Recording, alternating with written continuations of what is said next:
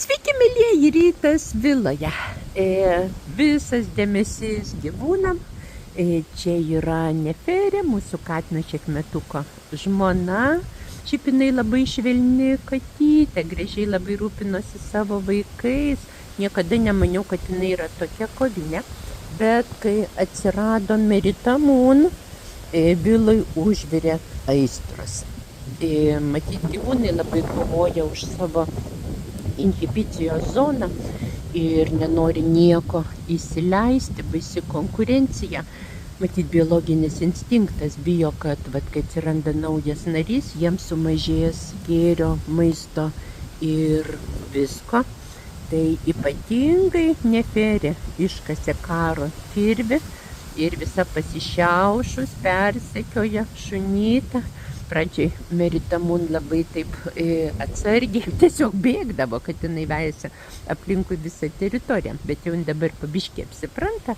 Jau šitom, šiandien pirmą dieną išgirdau, kad jau loja. Jau jinai supranta, kad čia jos namai. Va, kokia jinai gražuolė. Labai kuda, pilna buvo visokių erkių ir baisenybių. 3 dienas išrinkinėjau erkės, gavo vaistukų, laukiu, kol viskas suveiks. Aš dabar darau mankštą ant jogos kilimėlio, tai jinai visą laiką yra šalia. Mat prie baseino, o Niliukas iš kitos pusės, lauk apsisuksiu. Niliukas iš kitos pusės guli, vakar buvo gydytojas.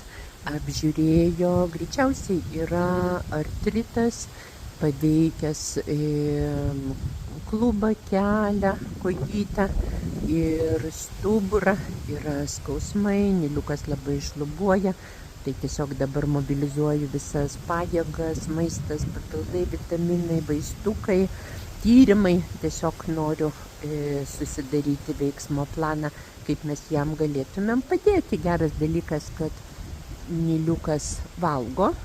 Va, šiaip visas elgesys gerai, jis yra senas šuniukas, bet pozicijų neužleidžia. Irgi piktybiškai urzgia ant Meritamun.